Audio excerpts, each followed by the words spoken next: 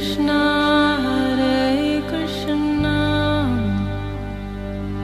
Krishna Krishna Hare Hare Hare Rama Rama Rama Hare Hare। नमस्कार, radio Manav Rachna 107.8 FM पर मैं हूं सरता आपके साथ और शुरू हो चुका है प्रोग्राम आत्मदर्शन प्रोग्राम, जिसमें हम कोशिश करते हैं अपनी आत्मा के दर्शन करने की, यानी कि खुद को जानने की, स्वयं को जानने की, उस प्रभु को जानने की जो हम सब में विद्यमान है। और इस प्रोग्राम में हमेशा की तरह अपना ज्ञान हमारे साथ बांटने के लिए स्टूडियो में मौजूद हैं रागले खदासी जी, चरण आश्रित युगाचार्य श्री श्रीमद् भक्ति वेदांत नारायण गोस्वामी जी की शिष्या। रागले खदासी जी, आपका स्वागत है हमारे स्टूडियो में। हरे कृष्ण। और आजकल हम प्रोग्राम आत्मदर्शन में जिस विषय पर बात कर रहे हैं वो है पुस्तक श्री गौरांग सुधा, जो चैतन्य महाप्रभु जी की जीवनी है और जो मिश्रण है चैतन्य चरित्रामृत और चैतन्य भागवत का। और इसे लिखा है एक वृंदावन के महापुरुष ने और बहुत ही सुंदर कहानियों के माध्यम से इसमें प्रभु की लीलाओं को प्रकाशित किया गया है। और पिछले एपिसोड में हमने जाना कि प्रभु किस तरह से अपने भक्तों पर कृपा कर रहे हैं। पिछले एपिसोड में हमने जाना कि अद्वैताचार्य जी पर प्रभु ने कृपा की, जो शंकर का रूप है, और सुदामा का रूप जो शुक्लांबर ब्रह्मचारी के रूप में इस नवद्वीप में जन्म लिए हैं, या इस नवद्वीप में जो इस वक्त रह रहे हैं वो हैं शुक्लांबर ब्रह्मचारी, जो सुदामा का रूप कहे जाते हैं। इन सब के ऊपर किस तरह से प्रभु ने कृपा की, ये हमने जाना रागले खदासी जी से अपने पिछले एपिसोड में। और आज हम आगे बढ़ेंगे इनके साथ और जानेंगे कि प्रभु किस तरह से और अपने भक्तों का मार्गदर्शन करते जा रहे हैं। जी। निमाय पंडित बड़े मत वाले हाथी की भांति सारे नगर में भ्रमण करते थे। कोई भी पंडित उन्हें रास्ते में मिल जाता था, उसको शास्त्रार्थ के लिए ललकारते कि मेरे साथ शास्त्रार्थ करो, क्योंकि पंडित हैं और उन्हें पता है मुझे शास्त्रों का ज्ञान है। और फिर वो उनके सामने कोई वो टिक नहीं पाता था, क्योंकि वो इतना खंडन मंडन करते थे। कभी जैसे एक वाक्य को पूरा खंडन कर देंगे, उसको ब्रेक कर देंगे, फिर उससे दूसरे क्षण उसको बना देंगे। तो खंडन मंडन इतना ज़्यादा था कि कोई उनके सामने टिक नहीं पाता था। तो अब उनका पांडित्य तो जगत प्रसिद्ध था, इसलिए कोई भी शास्त्रार्थ में कोई साहस नहीं करता था उनसे शास्त्रार्थ करने का। और प्रभु ललकारते थे उन्हें कि आप मेरे से शास्त्रार्थ करो, तो पंडित लोग सिर झुका के चले जाते थे वहाँ से। और जितने पाषंडी लोग थे, जो लोग पाखंडी लोग थे, वो लोग कहते थे निमाय पंडित, तुम ना साईराज श्रीवास जी के घर में कीर्तन करते हो दरवाजा बंद करके, तो ये शिकायत राजा के पास पहुंच चुकी है और अति शीघ्र ही राजा के सिपाही तुम्हें पकड़ने आने वाले हैं और हम तुम्हें अपना समझ कर सब बातें बता रहे हैं। तो प्रभु मुस्कुराते हुए कहते हैं कि ये तो बहुत ही अच्छी बात है, मैं बहुत दिनों से राजा से मिलने की सोच रहा था और राजा से मिलने का कोई उपाय नहीं मिल रहा था, तो इसलिए अब सिपाही मुझे लेने आ रहे हैं, इसी बहाने राजा से भेंट हो जाएगी। मैं बचपन से ही समझ शास्त्रों में पारंगत हो गया था, किंतु बच्चा जानकर कोई भी पंडित मुझसे शास्त्रार्थ तो करता नहीं था और बातचीत भी नहीं करता था। इसलिए कब से मैं खोज रहा हूँ कि कोई मुझे योग्य व्यक्ति मिले जिससे मैं अपने पांडित्य दिखा सकूं। तो आज वह शुभ अवसर आ गया, अब मैं राजा के साथ शास्त्रार्थ करूँगा। तो ऐसा सुन के वो लोग उपहास करते, कहते पंडित महाशय, ये वह राजा मुसलमान है और वह आपके कीर्तन सुनाने के लिए या आपसे शास्त्रार्थ करने के लिए नहीं बुला रहा है, वह तो आपको दंड देने के लिए बुला रहा है। अच्छा। तो ये सुनकर प्रभु हंसते हुए वहाँ से घर की ओर चल पड़े। संध्या के समय जब वे भक्तों से मिलते तो कहते कि आज नास्तिक पाषंडियों से मेरी बातचीत हुई। अच्छा। तो कहते हैं ये अपराध से मेरा मन बड़ा दुखी है, आज सभी लोग उच्च स्वर से कीर्तन करें। तो सारे भक्त लोग मिलकर उच्च स्वर से कीर्तन करते थे, तो कहते थे इससे मेरे मन को शांति मिलेगी। तो उसके बाद उन्हें सारे भक्त लोग रोते रोते कीर्तन करते। कीर्तन सुन के प्रभु आविष्ट हो जाते और उन्मत्त होकर नृत्य करने लगते। तो एक दिन प्रभु ने भक्तों से कहा कि आज मैं लक्ष्मी रूप में नृत्य करूंगा। अच्छा। लेकिन जो जितेंद्रिय होगा वही मेरा दर्शन करने का अधिकारी होगा और वही घर के भीतर जाएगा जिसकी इंद्रियां वश में हैं। जी। प्रभु लक्ष्मी वेश में नृत्य करेंगे, ये सुन के सब वैष्णवों को बड़ा आनंद हो गया और प्रभु की बात को सुनकर सभी का हृदय दुखी भी हो गया, क्योंकि सबने कहा कि हम जितेंद्रिय नहीं है, हमारी इंद्रियां वश में नहीं है, हम नहीं दर्शन कर सकते। तो इसलिए दुखी भी हो गए। तो अद्वैताचार्य जी कहने लगे मैं तो अजितेंद्रिय हूँ। मैं तो अयोग्य हूँ। श्रीवास जी भी कहने लगे मैं भी अयोग्य हूँ, मैं भीतर नहीं जाऊंगा। तो प्रभु ने मंद मंद मुस्कान करके कहा कि आप लोग ही भीतर नहीं जाएंगे तो मैं किसे लेके नृत्य करूंगा। तो आप लोग चिंता मत कीजिए, आज मैं आप सबको एक वरदान देता हूँ कि आप सभी महायोगेश्वर हो जाएंगे। ये वरदान दिया और बोले कि मुझे लक्ष्मी के स्वरूप में नृत्य करते हुए देख आप लोगों के अंदर किसी प्रकार का विकार नहीं आएगा। क्योंकि एक बार जब भगवान ने मोहिनी रूप धारण किया तो शंकर जी उनके पीछे भागे। तो उनके हृदय में विकार आ गया कि एक स्त्री को देख के इतना मोहित हो गए। लेकिन वो तो उनके प्रभु थे इसलिए वो आकर्षित हो रहे थे। तो वो बोल रहे हैं आप महायोगेश्वर हो जाएंगे, स्त्री को नृत्य करते हुए आपके हृदय में कोई विकार नहीं आएगा। तो प्रभु का वरदान सुन के सब वैष्णवों का मुखमंडल खिल गया और उन्होंने प्रभु अपने भक्तों को साथ लेके चंद्रशेखर आचार्य जो उनके मौसा जी हैं उनके घर चले। और लक्ष्मी स्वरूप में प्रभु का दर्शन करने के लिए सची माता आ गई, विष्णु प्रिया जी आ गई और अन्य अन्य वैष्णव की स्त्रियां भी आ गई और सब चंद्रशेखर आचार्य जी के घर में इकट्ठी हो गई। और चंद्रशेखर के आचार्य के घर में आनंद की बाढ़ सी आ गई और प्रभु के आदेश से मुकुंद ने कीर्तन आरंभ किया, राम कृष्ण बोल हरि गोपाल गोविंदा। सभा के बीच में हरिदास जी प्रविष्ट हुए और वो बैकुंठ के प्रहरी के रूप में सजे हुए थे। हरिदास ठाकुर जी हैं तो वो जैसे कि गेट कीपर बैकुंठ का जय विजय उस रूप में आए। तो उन्होंने उनकी बड़ी बड़ी मूछें थी और सिर पे पगड़ी पहने हुए थी और हाथ में डंडा लेके सबको सावधान कर रहे थे। सावधान सावधान, आज जगत के नाथ प्रभु गौर सुंदर लक्ष्मी वेश में नृत्य करेंगे। और आप वो कीर्तन करते हुए सभा में उन्होंने चारों तरफ दौड़ने लगे। ऐसा करके वो कृष्ण भजो कृष्ण सेवो, बोलो कृष्ण नाम, कृष्ण का ही भजन करो, कृष्ण की सेवा करो, कृष्ण का नाम लो। उनका सारा शरीर पुलकित हो रहा था और नेत्रों से आनंद अश्रुधारा प्रवाहित हो रही थी। हरिदास को इस वेश में देखकर वैष्णव लोग हंसने लगे। उन्होंने हंसते हुए पूछा आप कौन हैं, यहाँ किस लिए आए हैं? हरिदास जी बोले मैं बैकुंठ का प्रहरी हूँ। बैकुंठ छोड़कर आज प्रभु इस स्थान पर प्रेमा भक्ति लुटाने आए हैं। आज वे लक्ष्मी के वेश में नृत्य करेंगे, इसलिए आप सभी सावधानी पूर्वक उस प्रेमा भक्ति को लूट लीजिए। ऐसा कहकर वे अपनी मूँछों को मरोड़ने लगे। अगले क्षण नारद जी के वेश में श्रीवास पंडित ने उल्लसित होकर सभा में प्रवेश किया।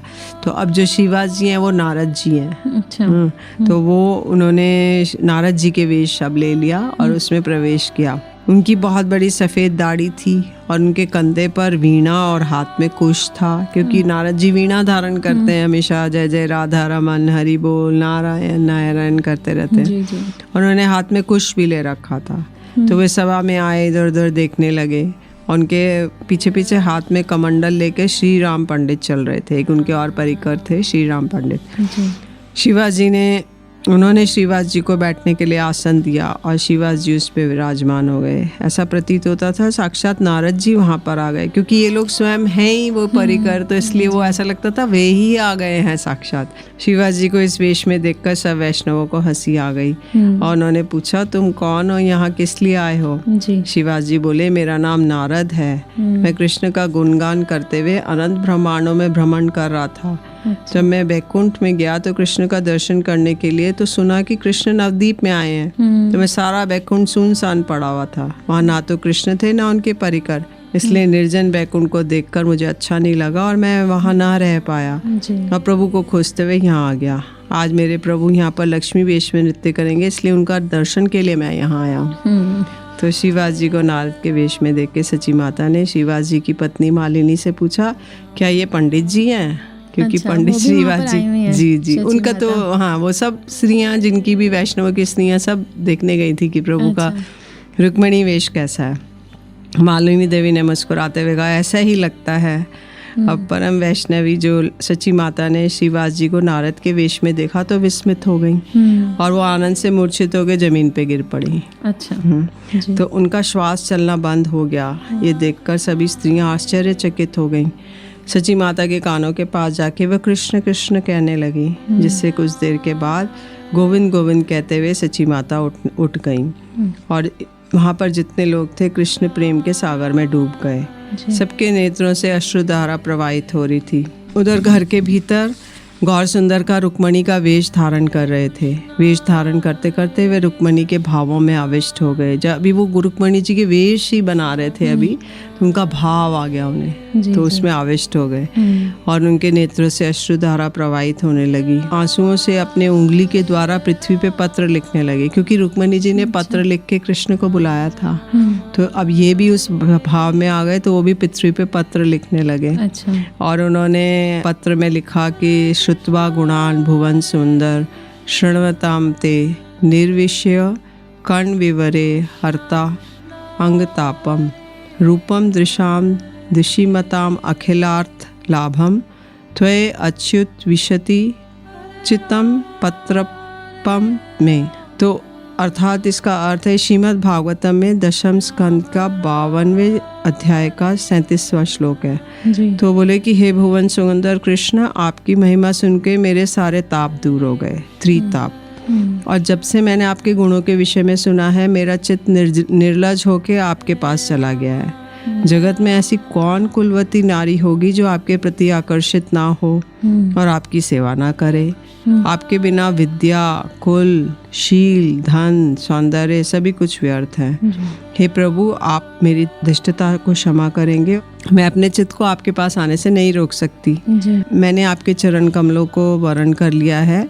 अब मैंने अपना तन, मन, प्राण, बुद्धि सब आपके चरणों में समर्पित कर दिया है। आप मुझे पत्नी पद प्रदान कीजिए, करके दासी बना लीजिए।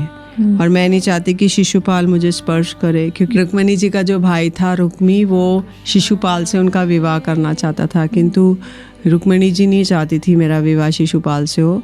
तो इसलिए उन्होंने बोला कि जैसे आप मुझे यहाँ से हरण कर लीजिए, जैसे एक सिंह गीदड़ के बीच में से अपना शिकार ले जाता है, वैसे ही आप मुझे यहाँ से ले जाइए और मुझे शिशुपाल स्पर्श ना कर पाए। जी जी। तो अब भाव आ गया है, श्री कृष्ण ने जो रुक्मणी का रूप लिया है तो उसका भाव उनमें आ गया है और वो उस भाव में ये सब लिख रही हैं, ये सब बोल रही हैं। जी, बहुत सुंदर। रेडियो मानव रचना 107.8 FM पर मैं हूँ सरिता आपके साथ और बहुत ही सुंदर प्रसंगों के माध्यम से हम प्रभु की लीलाओं को जान रहे हैं प्रोग्राम आत्मदर्शन में।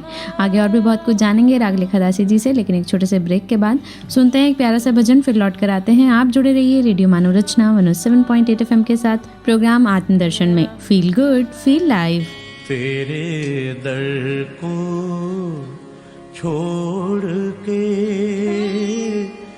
किस दर जाऊं मैं,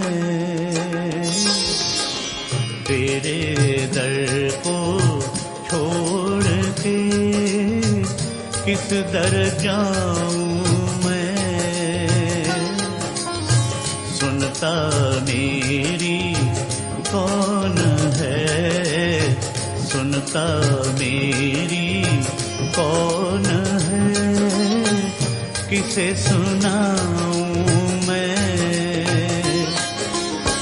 तेरे दर को छोड़ के किस दर जाऊं मैं।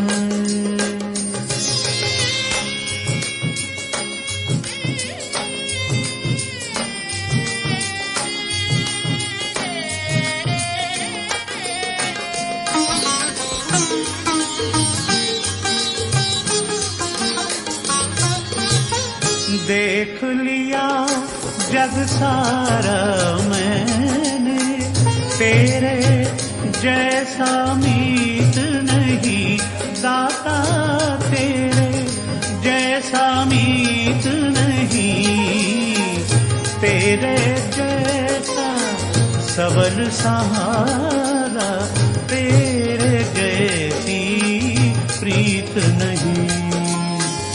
किन शब्दों में आपकी महिमा गाऊं मैं।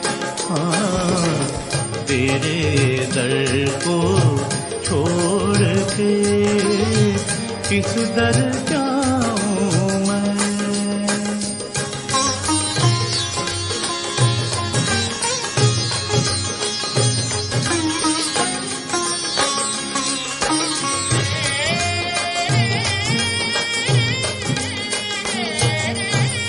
मेरे पाप कर्म ही तुझसे प्रीत न करने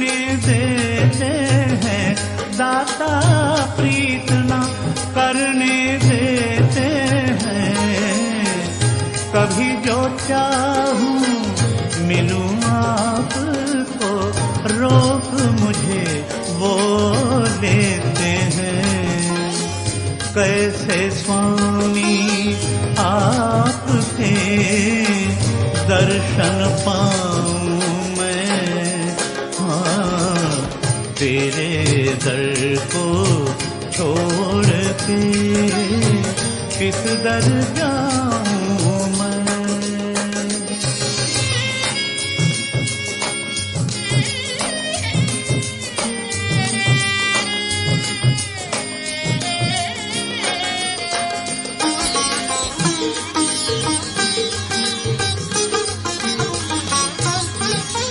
अपने पथ पर आप चलूं मैं, मुझ में इतना ज्ञान नहीं दाता, मुझ में इतना ज्ञान नहीं। हूँ मतिमंद नयन का ओझा, भला बुरा पहचान नहीं। हाथ पकड़ कर ले चलो, होकर खाऊं मैं, हाँ तेरे दर को छोड़ के किस दर जाऊं मैं। सुनता मेरी कौन है, सुनता मेरी कौन है, किसे सुनाऊं मैं, हाँ तेरे दर को छोड़ के किस दर जाऊं मैं।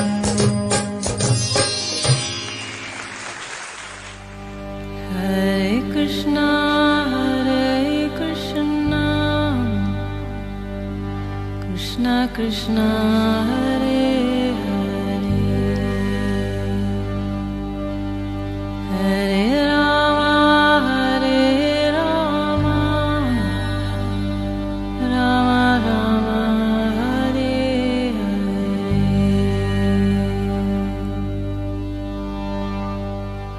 स्वागत है आप सभी का एक बार फिर रेडियो मनोरचना 107.8 FM पर। मैं हूँ सरता, आपके साथ प्रोग्राम चल रहा है आत्मदर्शन, और प्रोग्राम आत्मदर्शन में जान रहे हैं रागलिखा दासी जी से चैतन्य महाप्रभु की विषय में।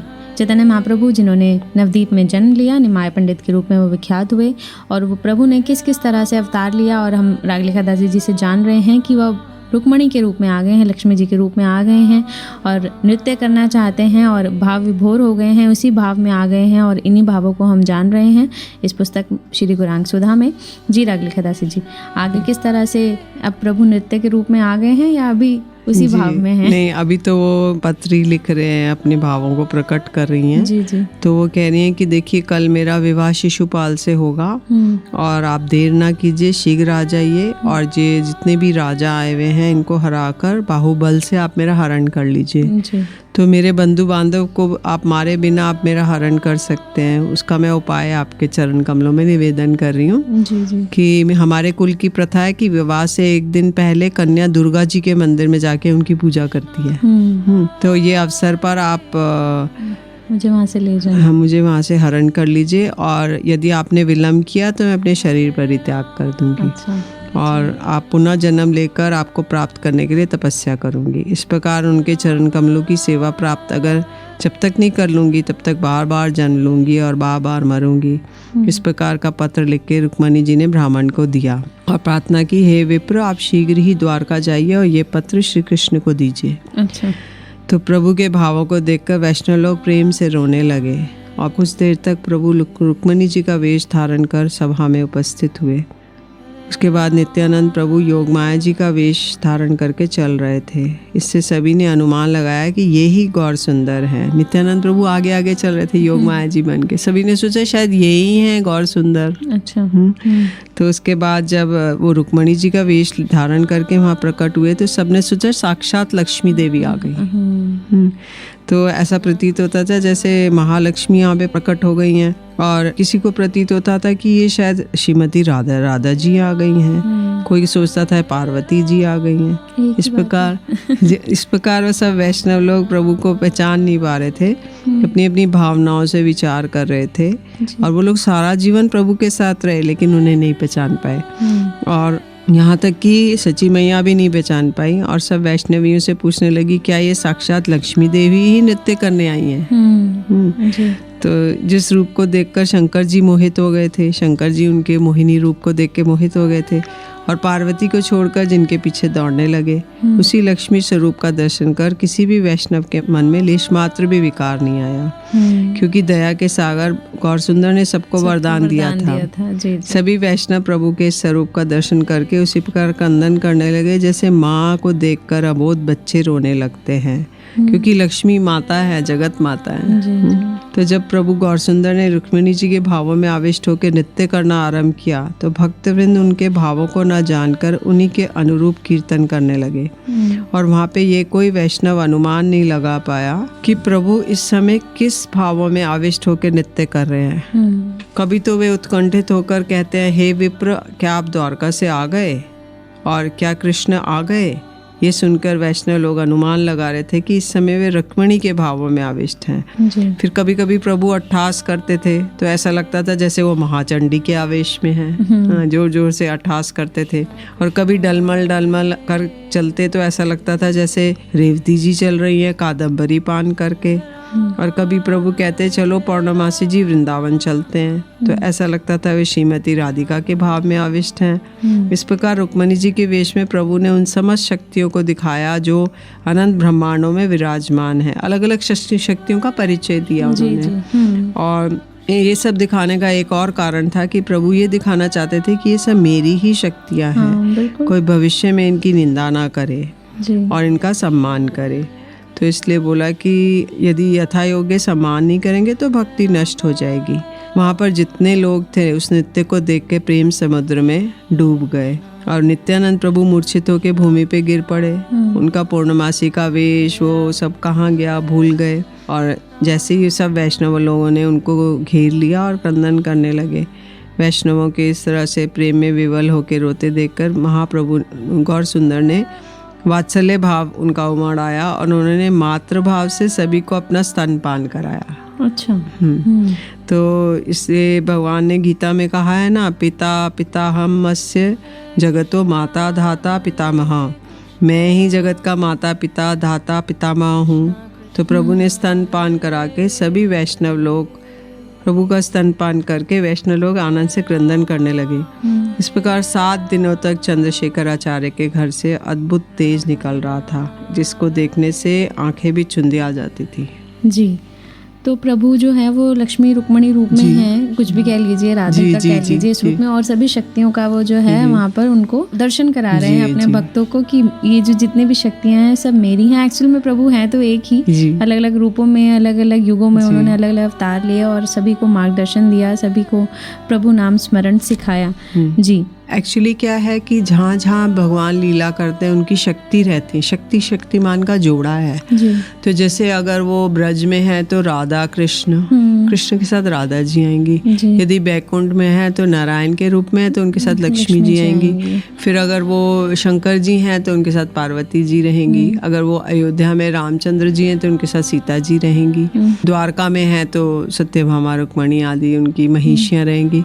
तो अलग अलग शक्ति और शक्तिमान दोनों एक साथ रहेंगे। जो जैसे जैसे भगवान अपना स्वरूप बदलते हैं, अलग अलग ब्रह्मांडों में अलग अलग लीला करने आते हैं, वैसे वैसे उनकी शक्ति भी उनके साथ साथ प्रकाशित होती है। जैसे इस युग में भी उनकी पत्नी उनके साथ ही थी। जी, तो अभी लक्ष्मी प्रिया विष्णु प्रिया के रूप में आई महाप्रभु के साथ, और फिर कृष्ण के साथ आई। तो अलग अलग युगों में अलग अलग उसमें वो जैसे जैसे भगवान धराधाम पे आए तो उनकी शक्ति भी आई, क्योंकि बिना शक्ति के कोई कार्य नहीं हो सकता।